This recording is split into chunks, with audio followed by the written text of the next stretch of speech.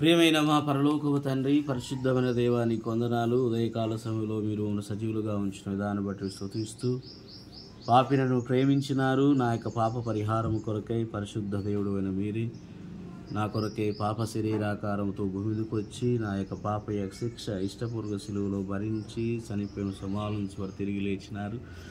ఈ సిలువ సువార్తలను సంధించి పాప బంధకాన్ని నాకు విడుదలిచ్చి విశ్వాసం ఉచితముగా నీతిమంతుడిగా తీర్చి పరసంబంధం ప్రతి ఆశీర్వాదానికి వారసులుగా చేసినారు. స్తోత్రములు.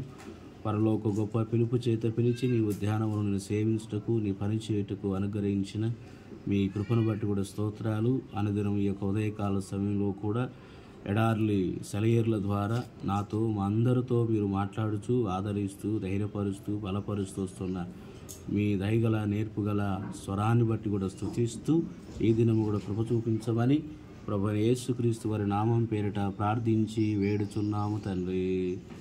ఆమేన్. ఎడార్లో సెలయేర్లు, ఏప్రిల్ 18. ఆయన నీ కార్యము నెరవేర్చును. కీర్తనలు 37:5. ఒకప్పుడు నేను అనుకునేదాన్ని, ఒక విషయం గురించి ప్రార్థన చేసిన తరువాత ఆ విషయం నెరవేరటానికి మానవపరంగా నేను చేయగలిగినంత చేయాలి అని. అయితే దేవుడు సరైన మార్గాన్ని బోధించాడు. ఎలాగంటే, నేను చేసే ప్రయత్నాలు ఆయన పనికి ఆటంకాలు తప్ప మరేమీ కాదని.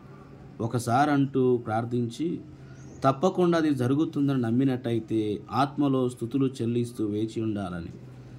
ఆయన ఏదైనా చేస్తే చేయాలని, కానీ చేతులు ముడుచుకు కూర్చోవటం, ఏమి చేయకుండా కేవలం దేవుడి మీద భారం వేసి ఊరకుండటం మనకి రుచించదు.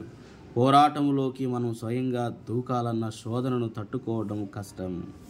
నీళ్ళలో మునిగిపోతున్న వాడు తనను రక్షించటానికి వచ్చిన వాడిని తానే రక్షించాలని ప్రయత్నిస్తుంటే వాడి ప్రాణాలు కాపాడటం ఎంత కష్టమో మనకి తెలుసు.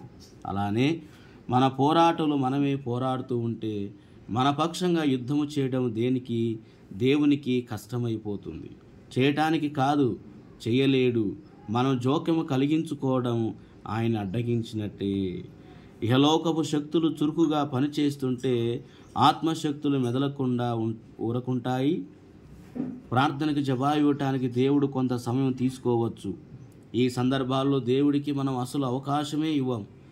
ఒక గులాబీ పువ్వుకి రంగు వేయటానికి, ఒక దేవదారు చెట్టుని పెంచటానికి, గోధుమ పొలాల్లో నుంచి రొట్టెలు తయారు చేయటానికి కొంత సమయం కావాలి. ముందు భూమిని మెత్తన చేయాలి, పదును చేయాలి, ఎరువు వేయాలి, నీటితో తడపాలి, మొలకెత్తటానికి వేడిమి కావాలి. ఇవన్నీ చేశాక దేవుడు మొలకల్ని మొలిపిస్తాడు. వాటి ఆకుల్ని, కంకుల్ని అమరుస్తాడు. చివరికి కొంతకాలం గడిచాక ఆకలి కడుపుకి రొట్టెలు తయారవుతాయి. దీనంతటి కొంతకాలం పడుతుంది. అందుకే మనం విత్తనాలు చల్లుతాం, దున్నుతాం, తరువాత కొంతకాలం నమ్మకంతో ఎదురు చూస్తాం. దేవుని పనంతా పూర్తయ్యేదాకా కనిపెడతాం. దేవుడికి తన పని చేయటానికి కొంత సమయాన్ని ఇస్తాం. మన ప్రార్థన జీవితాల్లో కూడా ఇదే పాఠాన్ని మనం నేర్చుకోవాలి. ప్రార్థనకి జవాబు ఇవ్వటానికి కొంత సమయం ఇవ్వండి. అప్పుడు ఆయన నీ కార్యాలు, నీ వ్యక్తిగతంగా కానీ, నీ కుటుంబం కానీ, సంఘముగా కానీ, ప్రభువును నువ్వు చేసే ప్రతి ప్రార్థనకు దేవుడు సహాయం చేస్తాడు.